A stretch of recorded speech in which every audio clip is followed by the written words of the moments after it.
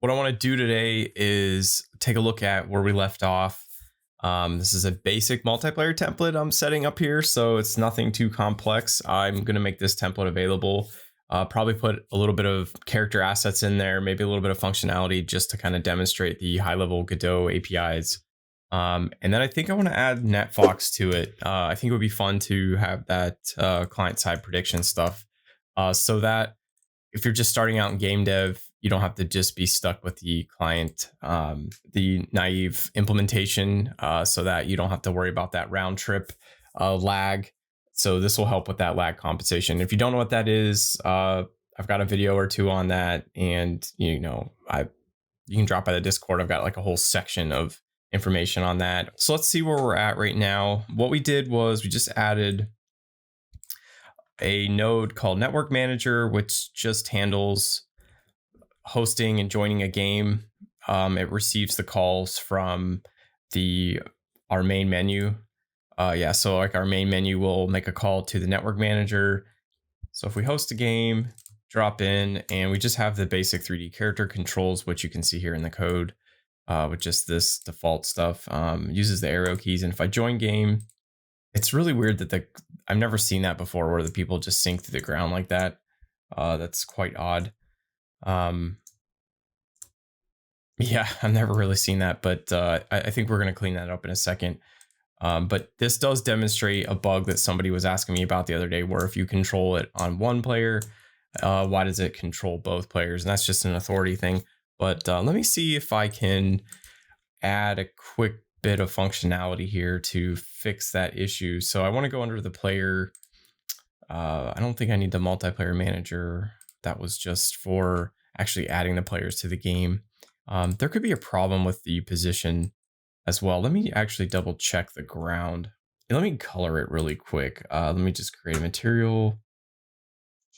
Assets. Let's just do a world. Yeah, we'll just name it world for now. I'm just going to kind of roll with it, and then as we go, we can change names and that kind of thing as we make progress. I think this is just a material, standard material 3D. Let's just name it world material 3D. I don't think I need the 3D word. This is a 3D world. I think we know what we're doing. And I think all I have to do is come under this albedo, and I can change the color to something more interesting. Maybe like a grass green color. How's that? And then under this mesh, select that. Hit spacebar. I think right here I can just add it. So if we go under that and just drag that over, yeah, there we go. That way I can kind of see it a little bit better. Yeah, so this is fine, and this guy should just drop in. I don't really know, but yeah, you can see here how it's controlling both. I'm going to address that. Somebody had an issue. I was asking about this either on my YouTube comments or Discord, why it's controlling both, and that's really an authority issue, and I'll get to that in a second. I just wanted to make sure that we can see what's going on.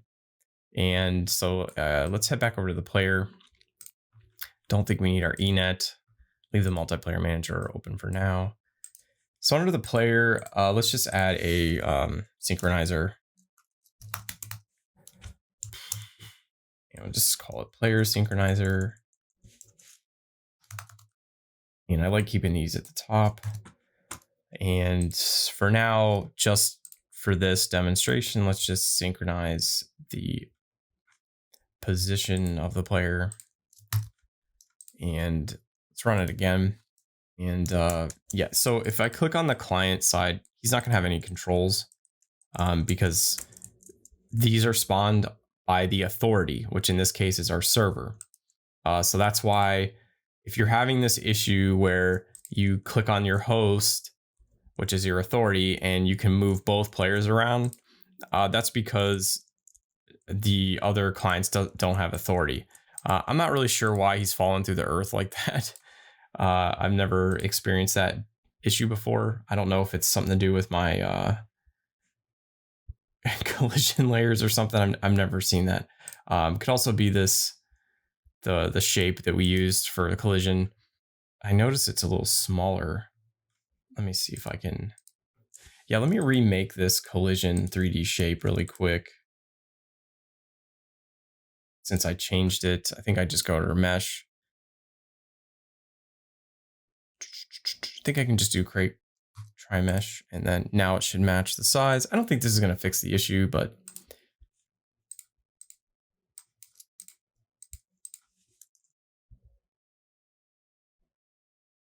it could have totally just been that issue where, let me just see, because it wasn't large enough.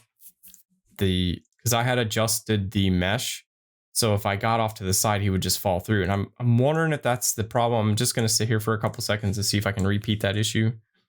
All right, I'm pretty sure that was the problem. All right, yeah. So I just had the static mesh. It was, you saw like there was a little square, so it was a little bit inside of the actual size of the mesh instance. Okay. So I think what we can do next is I want to use WASD. So let's just go and add that because it's bothering me to use arrow keys. Go under input map and let's add a new action. I think I can just hit, well, not Q. I think we hit W and just hit W. I don't know why I said W. We're going to say forward, backward, left, and right. So you just kind of stub them out really quick. And I think you hit this plus sign. And for backwards, let's do S. And then for left, do A. And then right, of course, D. All right. So now we should have our input mappings and we can remove the default ones here. So I think it's left. Yeah, so it's left, right. So we'll just do left. And you can use whatever naming convention. They're using up and down because maybe, I don't know why. Forward, backward.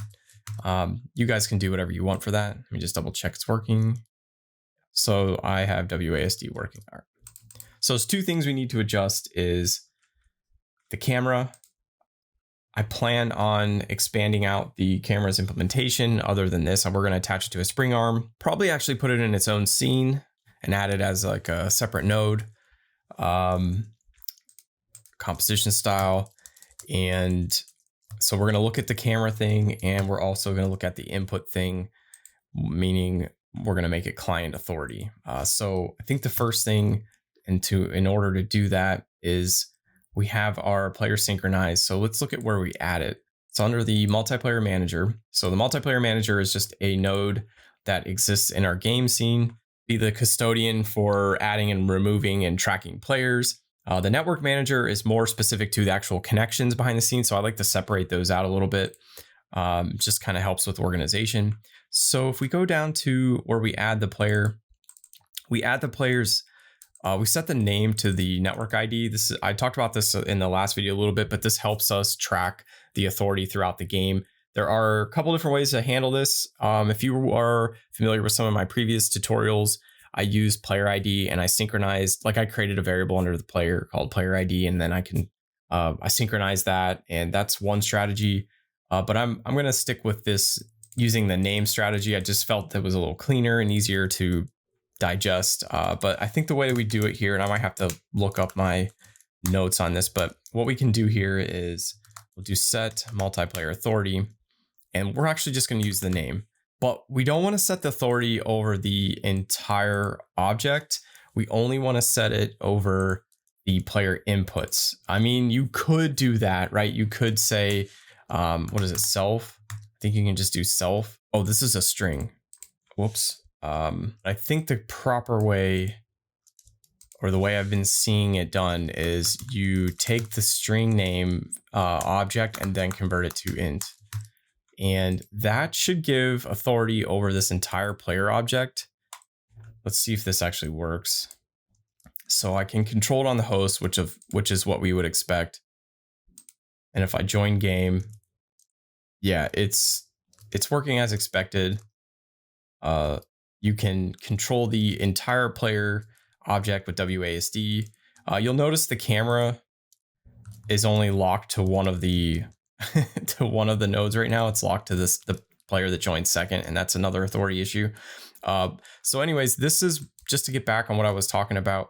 So when you enter tree, it's a good place. If you leverage this name technique, you can set the authority over the entire player object. And that works in some cases. Maybe you don't care. Maybe you're playing with some friends, or maybe you have a co-op game and you're comfortable with some, cheat detection checks that you put on your server side. I wouldn't recommend doing this. It's better practice in most multiplayer games, I would say, is to give authority to the player only over their inputs. And then you let the server apply those inputs to the same movement code. So your deterministic code your movement code should be deterministic, which means given an input, it should produce the same output regardless of how many times or however you run it. So you would just stick your movement code into a function, and you would repeat that movement on both client and server. And then you could implement some kind of client server prediction, like NetFox for Godot is one version of that. Client side prediction and server reconciliation. Then that's kind of a standard to use for FPS games. I'm not sure if NetFox is ready for that level of game, just due to some limitations that the author talks about. But for most games, or slower pace action games or RPGs or whatever, it should be fine. And you can always get it working. And if there's some issues with it, you can always go in and edit, right? And clean it up and make it your own. Anyways, so the first thing I want to do the first thing we did was we set the authority over the whole player object, but let's move away from that. Let's create an input node to handle that. So I think we can just make a node, and let's just call it player input. We're gonna have to add another synchronizer to that. So let me attach a script first to this, and we'll call it player input. And let's stick it underneath the scripts. Player input, okay. And let's just kind of drag over. Well, let's leave jump there for now. Jump's not going to work, but we'll take this input and we'll put it underneath. Let's create a physics process, and we're just going to capture the input var, which is a 2D network. I'm sorry, vector 2D. I don't know why I said 2D network. And we can just set that to vector 0. And of course, we got to get rid of this. And we're going to synchronize that. So we need to add a multiplayer synchronizer. And I like to call that input synchronizer.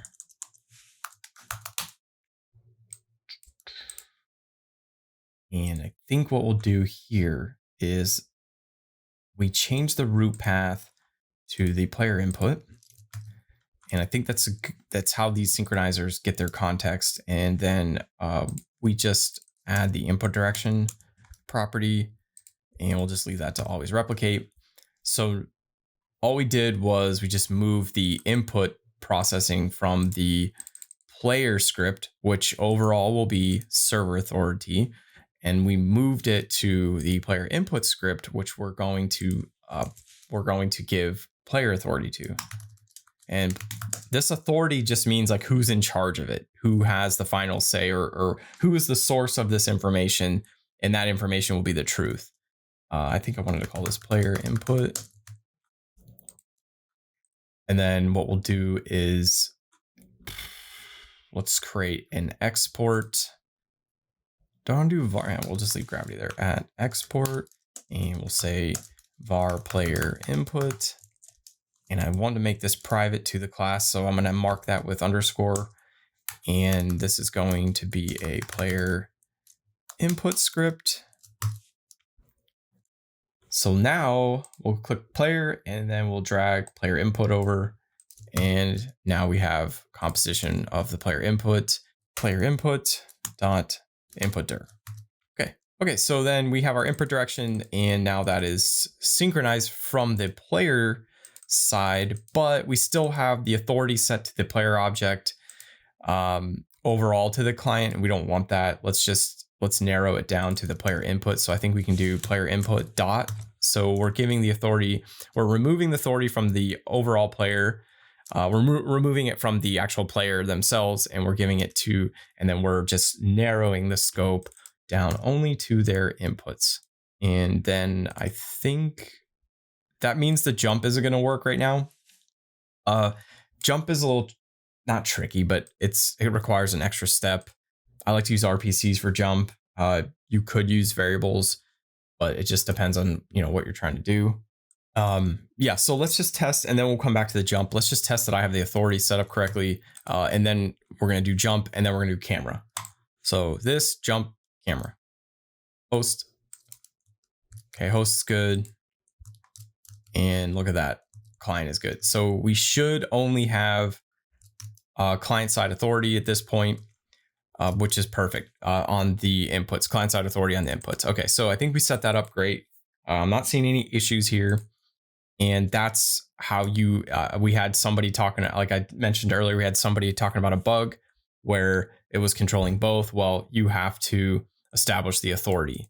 So you give authority over the player inputs just to that player client themselves, which is what I'm doing here with this. Now, if you don't understand what this multiplayer authority is, you set it to the network ID. So we have a network established somewhere in where did I do it? So, right. So we created a server, and that's running in the server, or in this case, the host. But then your client connects, and everybody's given a network ID.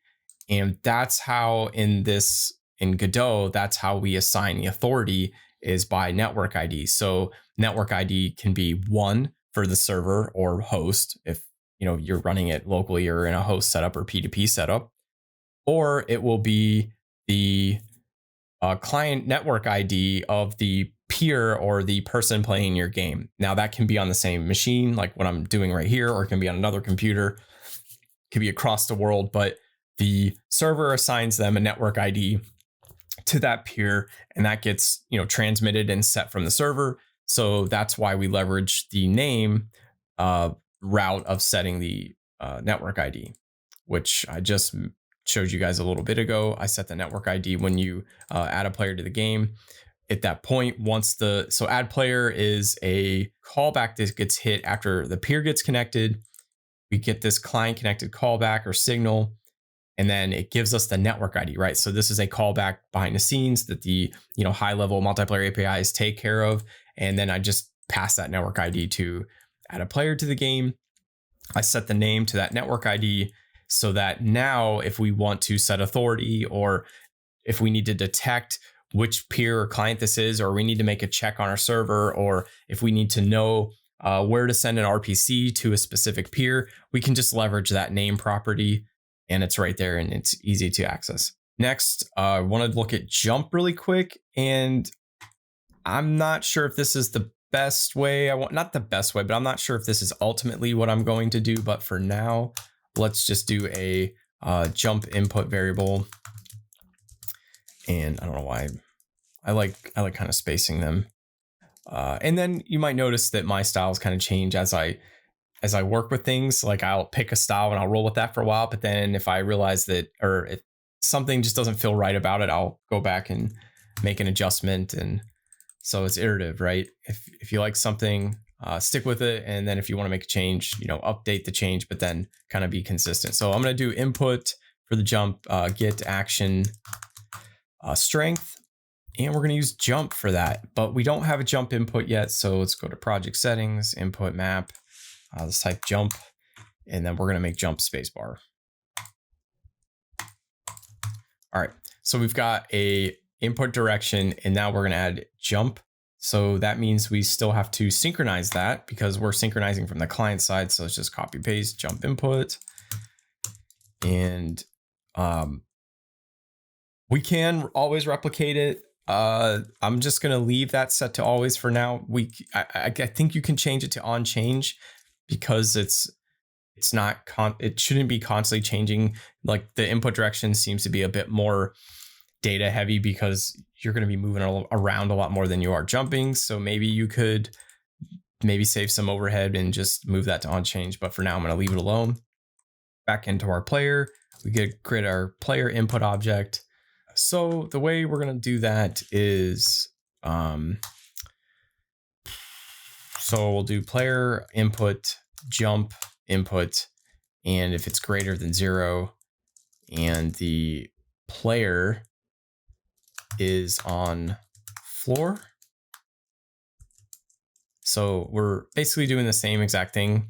They use UI accept, which is kind of a synonym or a wrapper for the spacebar action. And then you can see they also checked if it was on floor. So we're just kind of repeating that, but we just move the functionality into its own, we move the input functionality into its own handler, its own script. So I think that should be enough if it's over. And then I think what we want to do is we can actually adjust the velocity based on that value. This probably won't change because I think the spacebar will just kind of be 0 or 1. And if you need to, you can play around with that. So you can see I can hit spacebar and it jumps. And the camera is fixed, so I can't really turn around and look too much, but and you can see here it's working perfectly for our other client. All right, so we got jump, we got the basic jump, we got the basic movement, and let's divvy up the camera. I'll probably expand this or do another refactor on all this template so we separate these things out a little bit differently. But for now, I'm just gonna get the basics, and then we can do another pass and make improvements to the basics. Okay, so the camera should be based on the similar to a similar setup as what we do here with the authority. But we're going to have a slight change in it, and we're going to create another scene, and we're going to call it camera input. And that's a 3D scene, and that's going to be a node 3D. And let's just create a new scene for that and camera input. All right. And we can just drag over that camera input we just created. Oh, I do not like the naming convention. What happened? Camera input. Sorry. Godot uses underscores, and I don't know, it just seems cleaner to me. Okay. So then we have a camera input. So you can make the script, you can attach the script directly to the scene. Like, so I created a new scene. It's going to encapsulate the camera and all that stuff. You can just create the script in line here. But if, and this can be applied to multiple things, if you had a different implementation, then you're basically going to overwrite what you have in this script here. And I'm not so sure that's a great way to do it. I would say add the script in this context to the top level and try that out. So I'm going to try that out today, because if you had a different implementation, you can just swap it out here. And you still know that you have a camera access and that kind of thing. I'm going to try that for now. And if that ends up causing problems, then I'll just take back what I just said. But, you know, just kind of learn as you go and make mistakes. And then if it's a mistake, then you can undo it. So let me just create a new script here, and we'll call it camera input. And let's move it under scripts. And you guys can feel free to organize your scripts however you want. I tend to do that after the fact. I just dump everything in there to begin with, and then we can refactor later on. All right, so in our ready function, we only want the local peer to have an active client, an active camera, sorry. So we need to first grab a reference to the camera.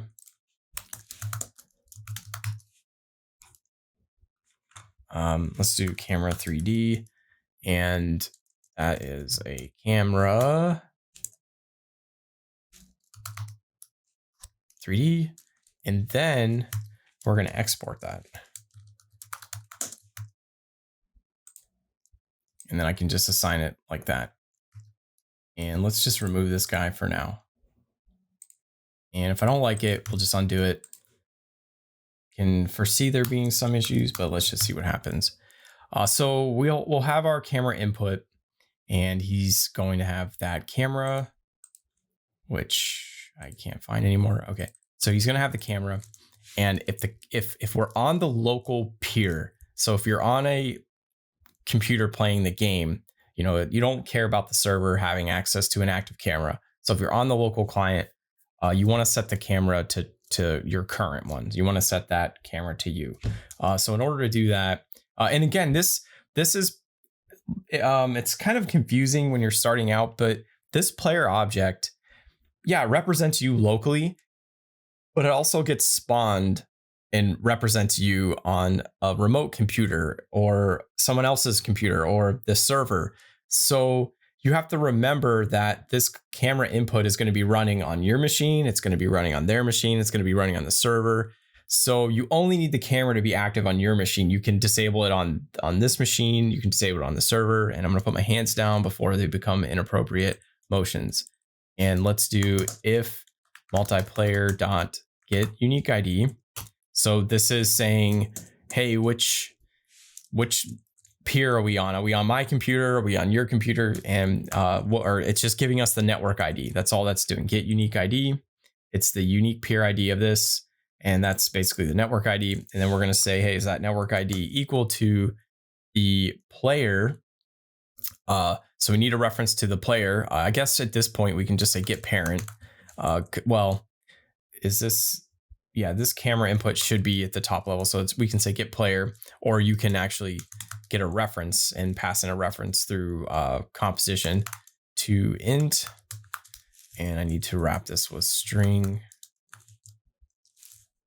right? I think it's a string. So we're going to get the parent's name. We're going to convert it to a string. And then we're going to, no, I don't think I need to do that. So then we'll say camera 3D. We can set active, what was it? Current, sorry. Can you set current? No, so current equals true.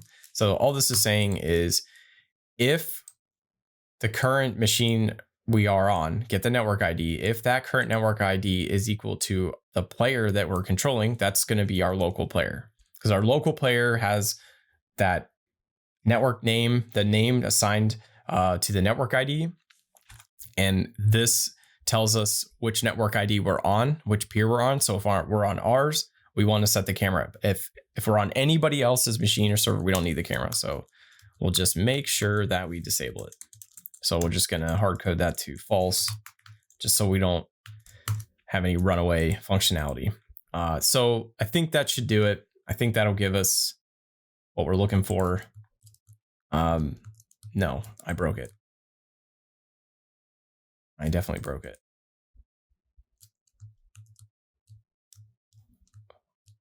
Oh, I didn't break it. I know what happened.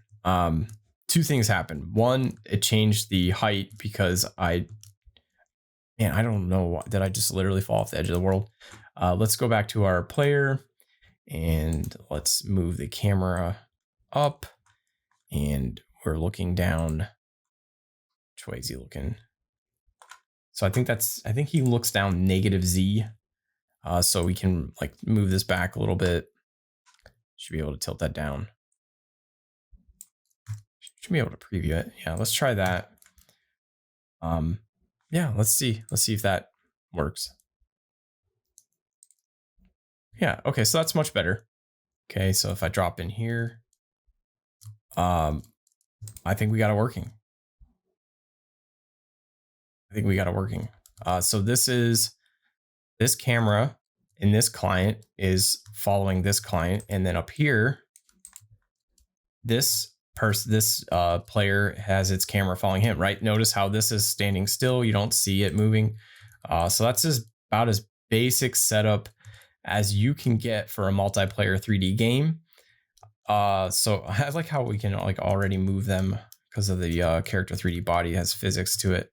So we can like push them off the edge. Yeah. So this is working. That was pretty easy setup. I kind of like this 3D camera. We're going to add a spring arm to this, and we're going to play around with that a little bit more. But yeah, so this is about as basic as you can get. for a 3D multiplayer game for Godot, for a 3D version of it. And so what we did is we just moved out the inputs for jump to client authority, and we moved the camera to only be active on the player's authority. So I'm sorry, on the local peer. Sorry, I was thinking about something else.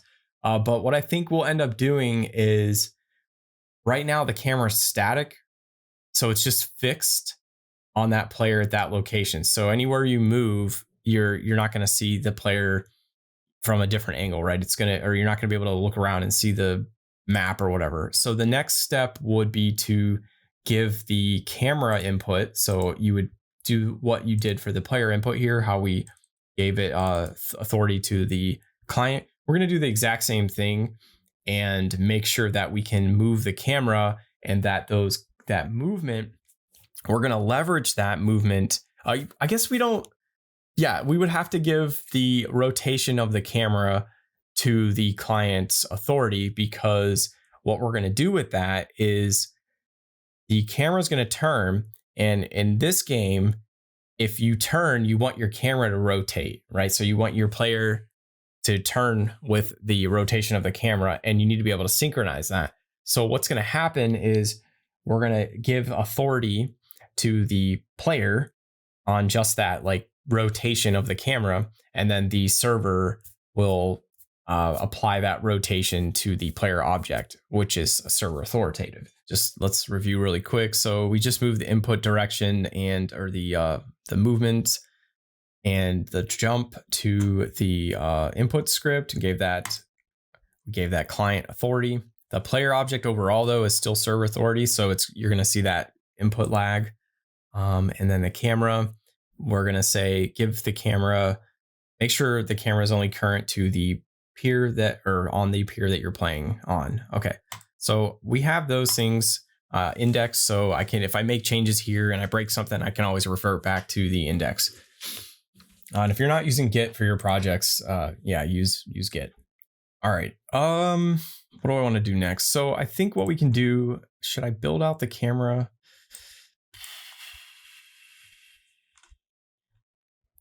I don't know, like, let me think. We can definitely move the camera, but I'm not sure I want to apply the movement to the player yet. Let me think about it. That's going to be quite a bit of refactoring. Yeah, I guess we can try that. So let's try to do the camera stuff. I'm curious if this new way of I decided to do it is going to work. Let me just start building this out and see where it goes. So let's do a node 3D. We're going to create a camera mount point. And then I have this other object that I create called just node 3D. And this is going to be the camera rotation. So we talked about rotation a second ago. I'm just going to name it camera rot. And spring arm, and then our camera is going to get stuck under the spring arm. Where did it go? There we go. Okay, so we have the camera 3D, and I can still assign it up to there, and I think that should work. Do I need to change anything? I don't think I need to change anything. Oh, I need to change the location of it. So looking down, so let's just move it up. Yeah, and then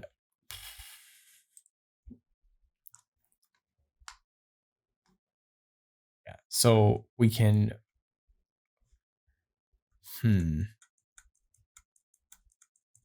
what's the best way to do that? Because it's on a spring arm, I don't think I need to adjust anything.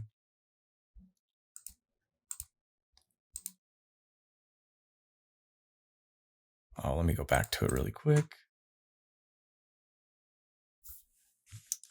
Yeah, so I just moved the camera up. I don't think I want to do that. I just got a little ahead of myself. So let's undo that change. And the camera input will leave at the base. And then the mount, let's move the mount up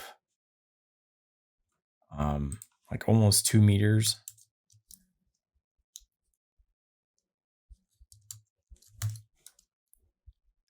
And then did I change this? I didn't change that. And then spring arm. Let's set it to, I don't know, 5 meters. And I'd like to put a sphere on this. And I think that's fine. Collision mask, I'm gonna leave it 2. And I believe that maps back to the ground, which will, I wanted to hit the ground. So where is it? Yeah.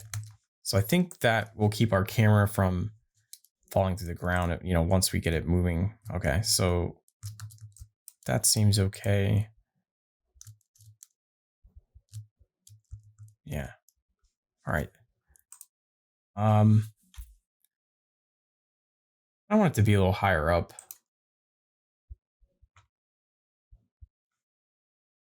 So where is that? Under camera mount.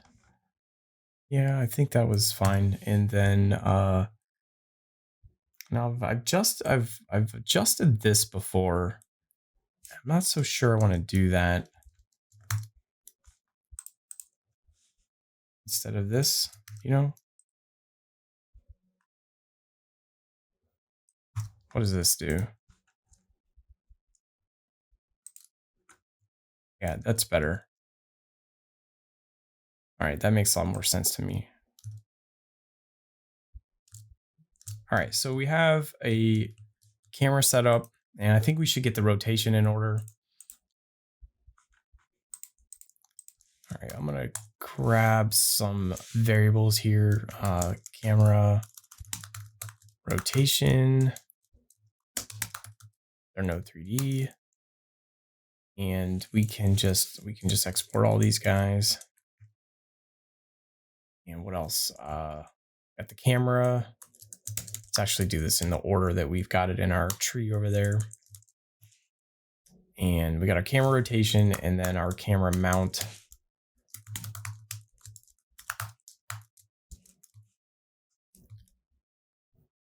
Which is also no 3D.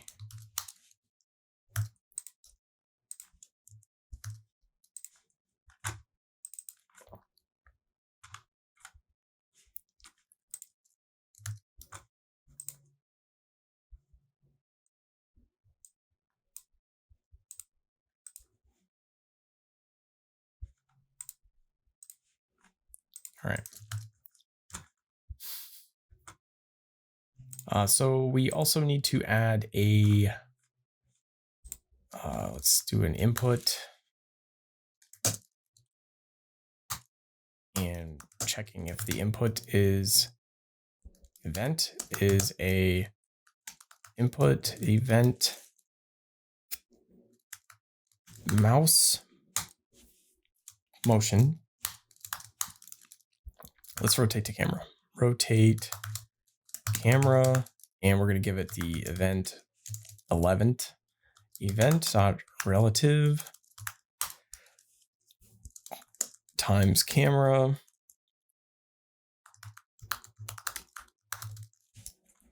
Let's just create that.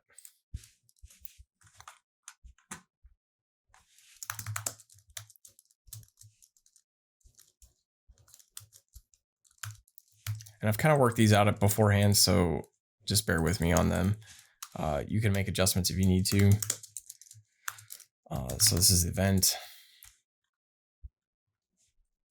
Actually, it's the relative, so it's the movement of the camera.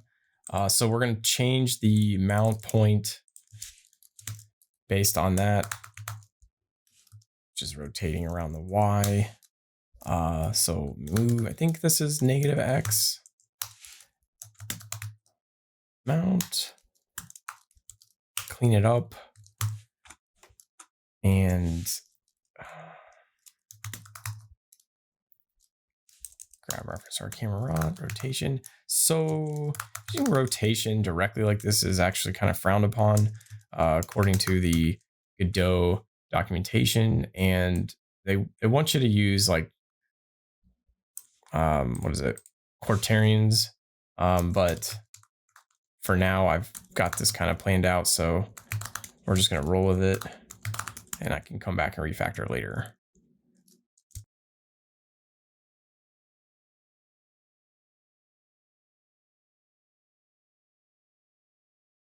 Just clamping the rotation, the vertical, the up and down rotation of the camera so that we don't have it like spinning around itself. Am I missing one? No, I got too many.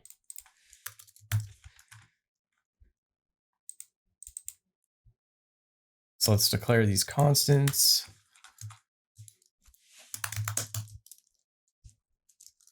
This is like inversing the movement, like so mouse forward. Is it gonna like look up or is it gonna look down? You can have this, you can adjust this to be configurable. So your players can have that decision. They can make that decision on their own, whether or not they want that to, whatever that movement's called, to inverse or have the standard typical natural camera movement. What is this?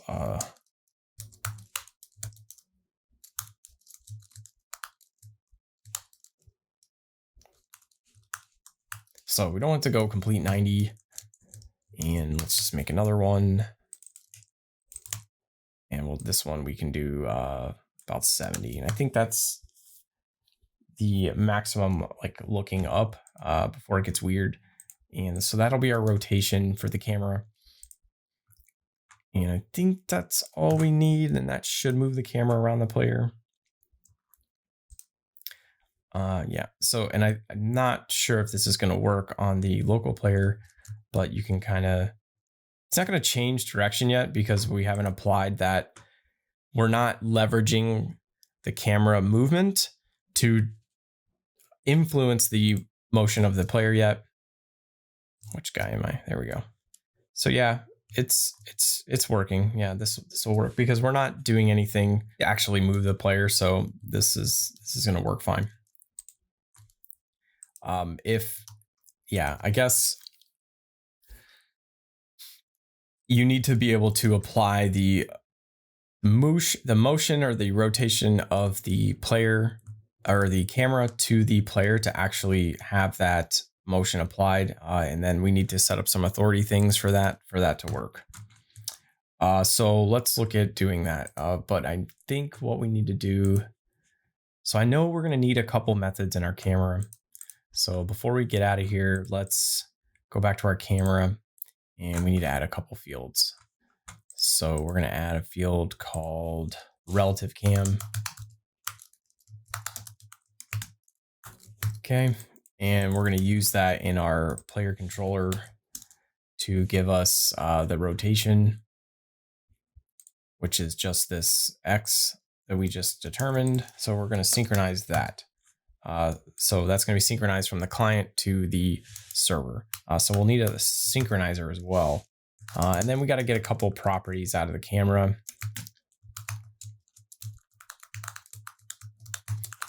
And if you're wondering where I got all this stuff from, well, I've been playing around with, controllers and things for a while. And this is where I've ended up for the time being. And I think there's probably some improvements to this, but this has worked pretty well for a basic 3D game. So I've been sticking with it. If you want to, have your player rotate with camera rotation, this is a good implementation for that.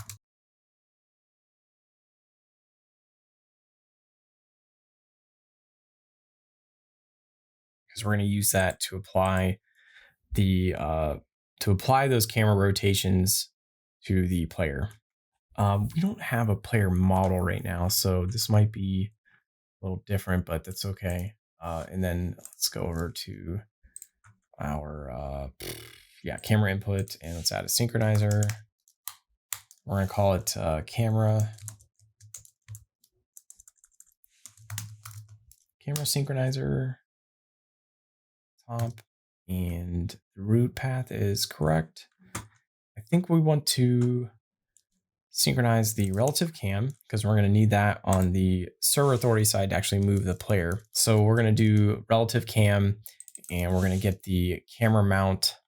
Yeah, it should be camera mount rotation, or no, sorry, I think it's colon rotation. And then we also want to get the camera rotation.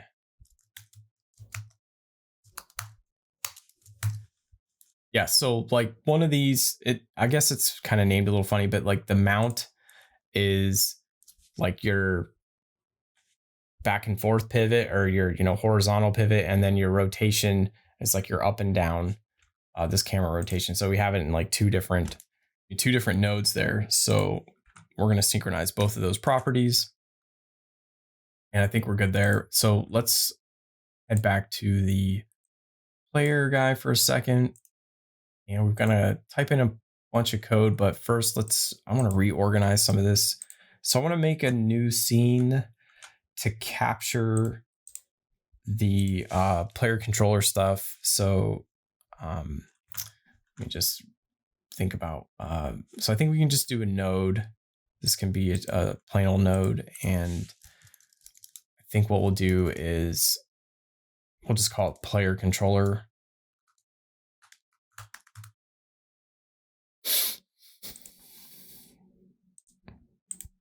Again, with the naming convention.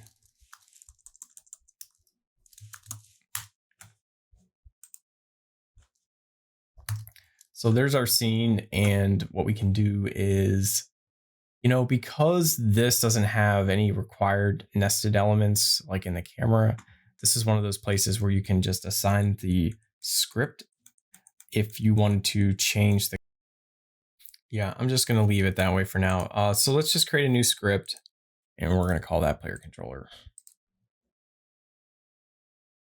All right, we need a reference to the player. So let's try to export that. And I want that to be internal player ref, and we can just name that player. Is that what I named this guy? Yeah, player. So I think that should be good enough.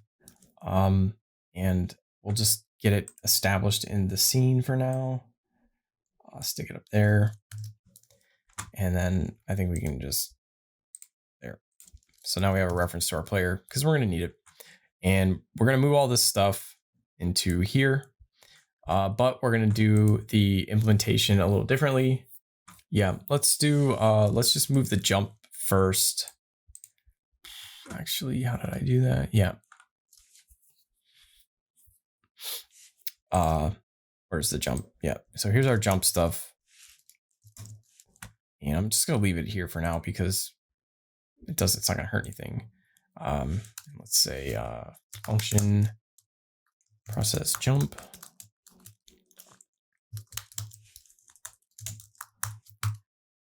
And I'm going to create a function called physics process controller. And we're going to call that. So we're going to call this from the player script instead. Just kind of give you an idea where I'm heading with that. And let's just put in that process jump. And then that'll be the jump. And then the rest of this will just be the movement code. So camera input is going to need to be referenced in here now. So we're going to move it away from our player, the main base player script. So this is camera input. Yeah, let's just name this as well.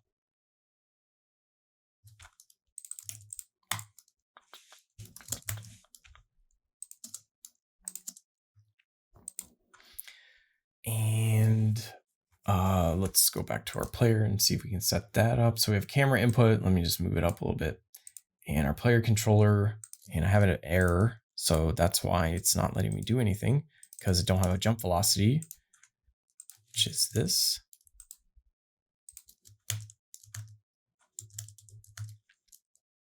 And I don't have a player input. So So we're gonna need to reference that too.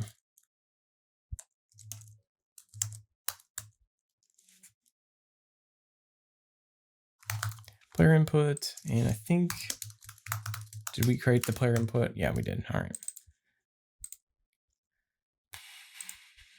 And because, oh, I think I know. Okay, so we're gonna have to, the is on floor is gonna have to be part of the player ref, which is fine. And so is all the other properties. So what we're doing is that we're abstracting away all the movement or controller code and actually applying those movements into its own script to just isolate that, encapsulate that away from the main player script. I kind of want to keep the player script really lightweight. It's pretty good practice to do that.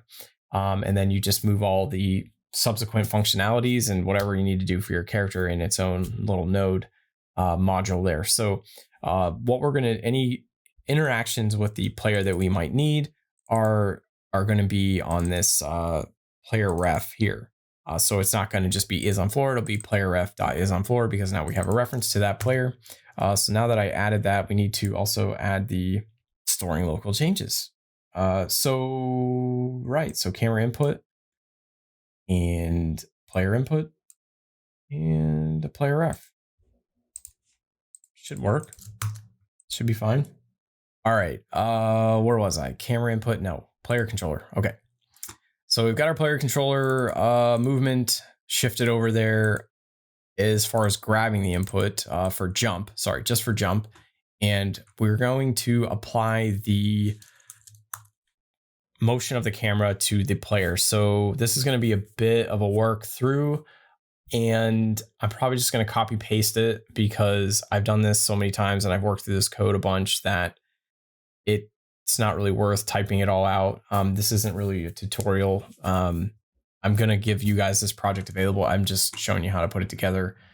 It's quite a bit of code, and I've gone through it several times and I'm comfortable with how it's turned out. So I'm going to paste it in here and then I can review it really quick.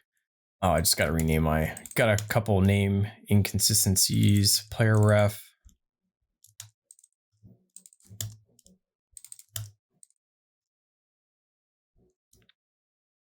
Any other player refs?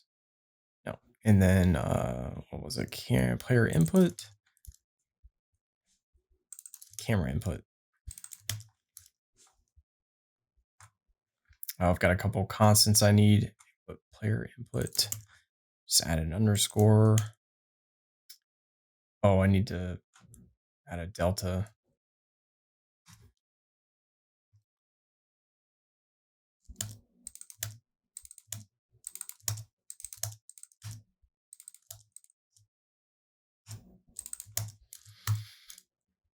Work. Speed. It needs a speed. What was my constant speed there? Speed is just a base speed for motion, movement. We also need a rotation interpolate speed, which is just how fast we interpolate when we turn.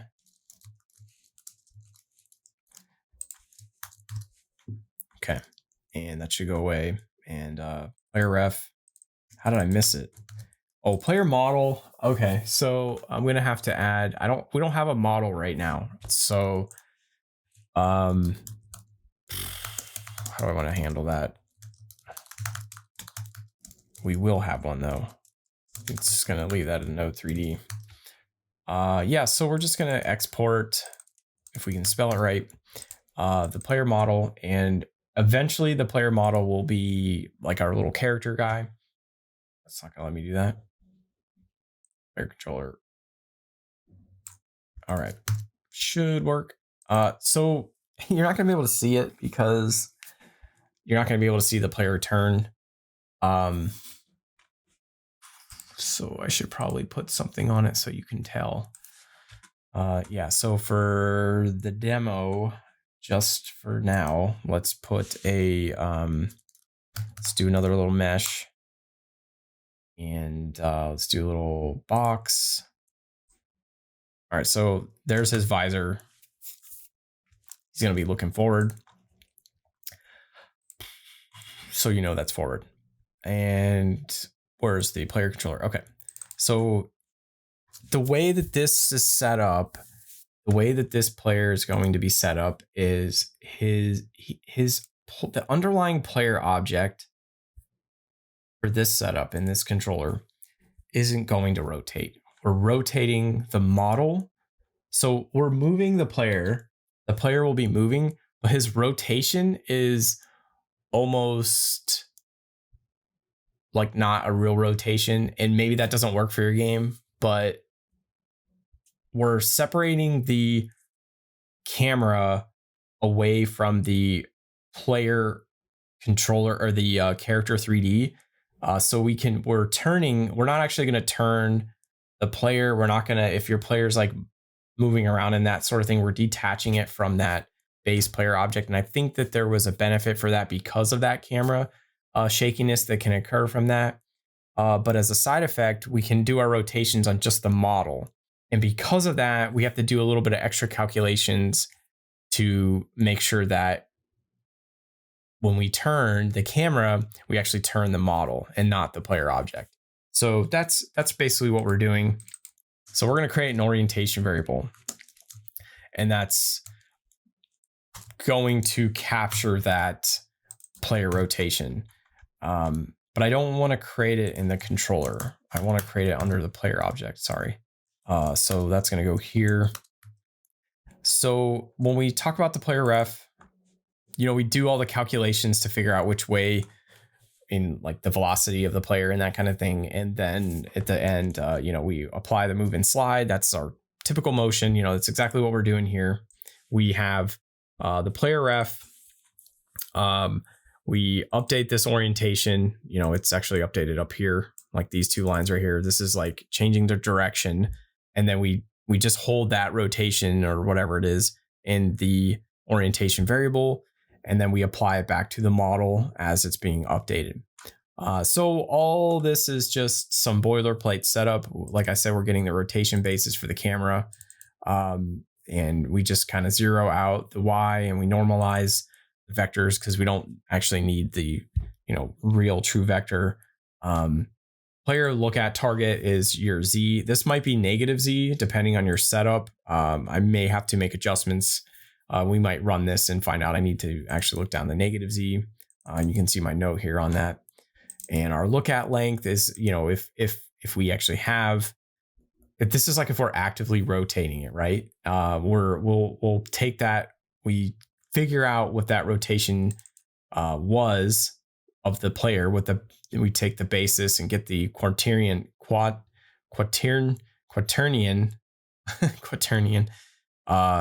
from, and then we apply whatever we rotated to. So we get a from and to, and then we just update that orientation variable based on this like lerp function. So this is where I made my change. So this is like, wow, I believe this is while you're moving. I think this section is for when you're moving. It's funny because I haven't like revisited this in a really long time, so I'm struggling through it. And this area is for when you're standing still, and it's going to allow you to still move the player when you're just standing still.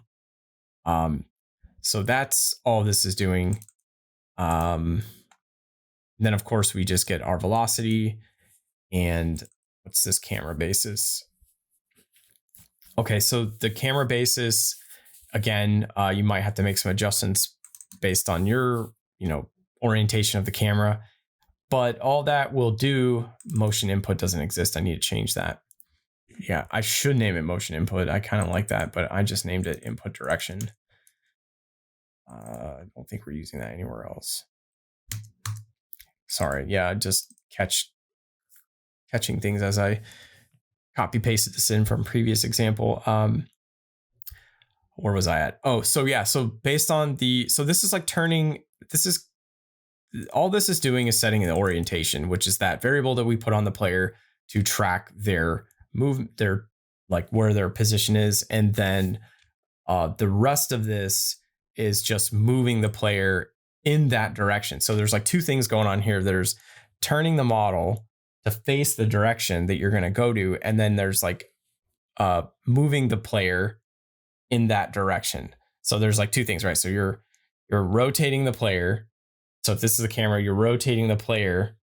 This is the player and this is the camera to be in line with that. And then the velocity of where that player needs to go is in line with that camera rotation. So that's all this is doing here, this section here. Well, not that bottom section, but right here.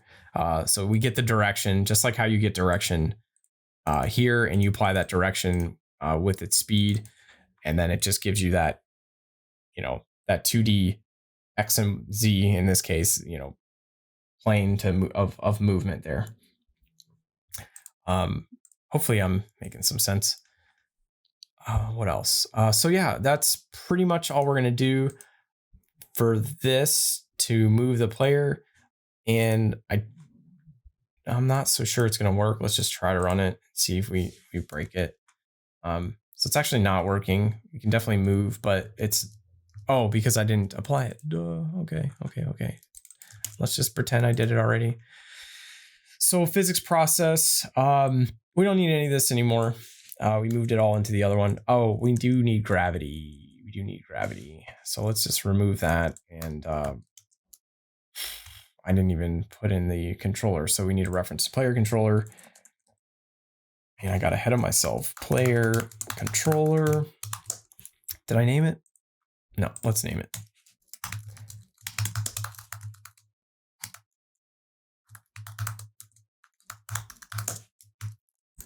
Name it. Go back to our player. I don't know why I'm changing my styles here. Player controller, and we're going to player controller dot. We're going to call that, and we got to pass in our delta. And let's just bring this out. So we could put gravity in that controller. I'm going to stick it in here.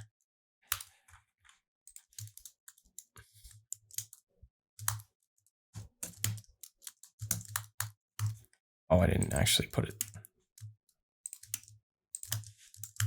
All right, so we'll apply gravity and then we'll move the player. Oh, we do need player input because I need to set the authority. Wonder if I can move that into the player input script itself. Could probably do that, but I'm just going to leave it here because I think we can set the other stuff, other things as player and like the camera. I think will need to be set to that authority, client authority. Oh, controller. Oh man, I hate how you can't add it over that way. All right. So we got our controller, we got our model, which is that thing, and let's just try it.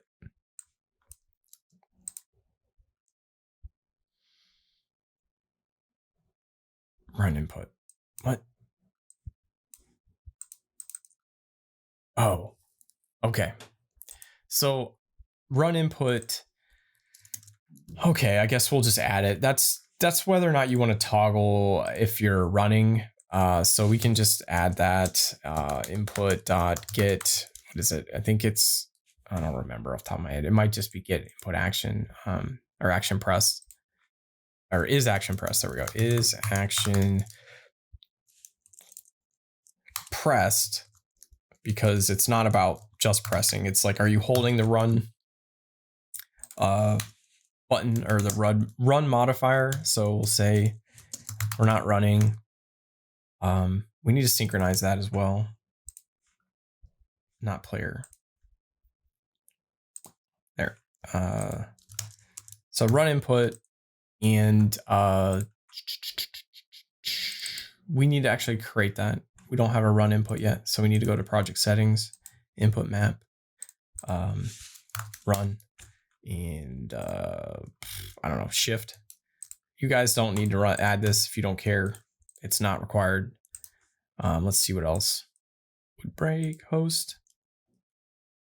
All right, so it's working, but remember how I said the negative Z thing? So the camera, the player is rotating, it's just opposite. And let's see if it actually works in. So it's not actually working in here, and I think that has something to do with authority. So what do I want to fix first? Do I want to fix the authority problem, or do I want to fix his rotation problem? I think the rotation problem is this. All right, man, good memory. That's just a good memory. That's because I've done this before. But you notice how both of them are rotating on the client? That's because I think it's still server authority. Whereas on this guy, I think he's also kind of rotating around. That's so funny. All right, so we need to lock it down.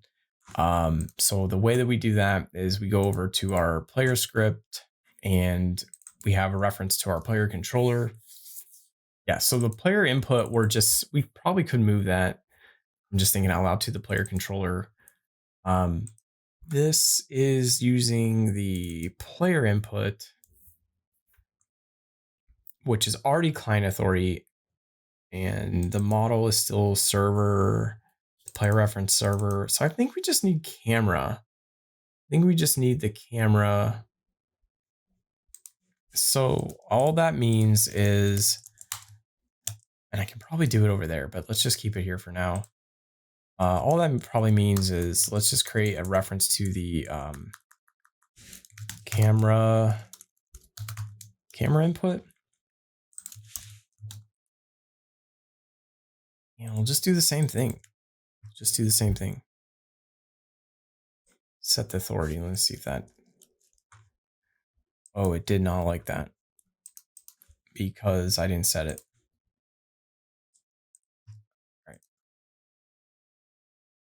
All right. Oh, that of course that's gonna work. Oh, I landed on top of him. Oh, come on.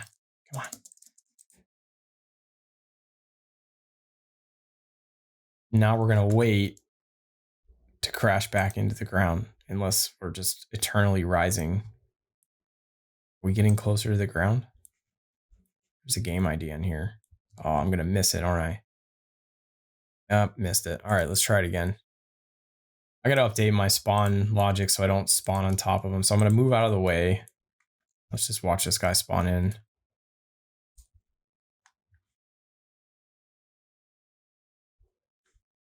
Yeah, it's still not. Oh, because we have issues. What doesn't it like? What's it complaining about? Camera rot, rotation not found.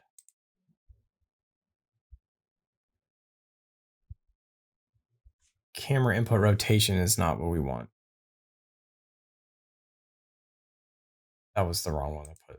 It should be camera rotation. Fat fingered that. Okay, camera rotation dot rotation is what we want.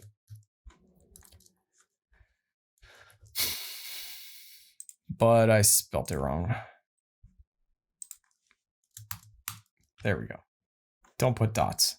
So it should be the mount and the rotation. Wait, it did it again.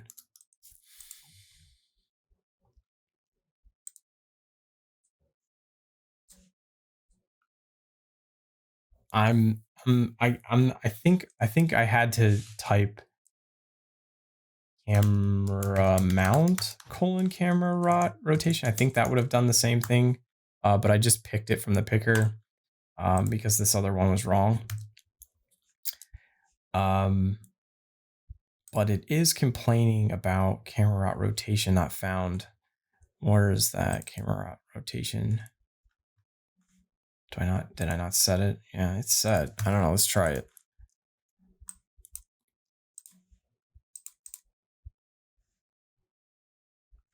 Did I fix it? Is the other guy moving? He's not moving. He's staying in the same position, right? I'm not influencing his motion, right? It is moving. Slightly moving. He's not moving on the other screen. He's not moving over here. But this guy is aiming like almost at the corner. And as I move, it's moving, right? Or is it just an optical illusion? I don't know. It's got to be moving.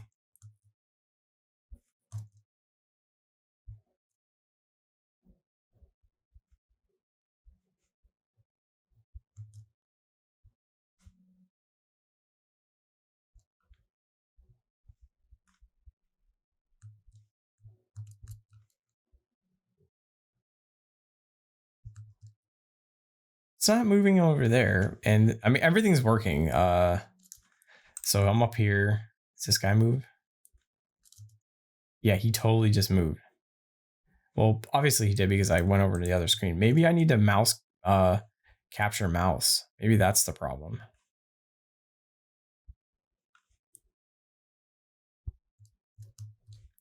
Let's try capture the mouse. Let's try capturing the mouse really quick. So what is that? Input dot set mouse. No, set mouse mode. Mouse mode, and let's do input dot mouse mode captured. Should be what we want. Setting it on the client. Okay, of course, sir. Oh yeah, it definitely worked. Let me see.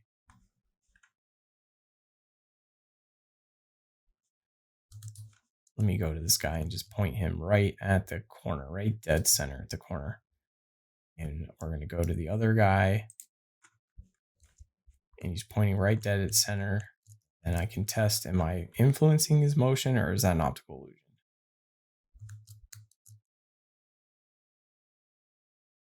He did move, right? Right there, is he moved or is he just, man, I really wish I could tell. It looks like he's moving like in the opposite direction. Yeah, this is a little tough. Let me see players. Let's see. I can't actually move them out of the way. Damn. Because they're locked. Let me see if I can. Yeah, the second I click on the window, it's locked. So I'm gonna have to move them. Unless I can see which. Let me go back to Godot. See if I can tell which camera. And join game. And okay, so let's go back to the host. And I'm just gonna point him right center. Okay, and let's see. Let me go over there. I mean, everything is working. The camera turns a guy when he's standing still, and it also moves him when you turn the camera as I push forward. So it's not influencing the other player, which is fine. But let's see if it's actually rotating. I don't know if we'll be able to see that artifact. No,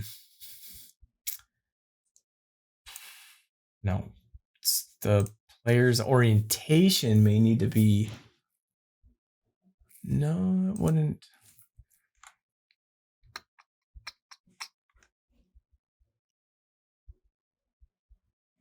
It would be the orientation object that you would see spinning. So it would be this. So wait, I'm on, which client am I on? Hold on. That's why I was looking at camera, because I needed to figure out which.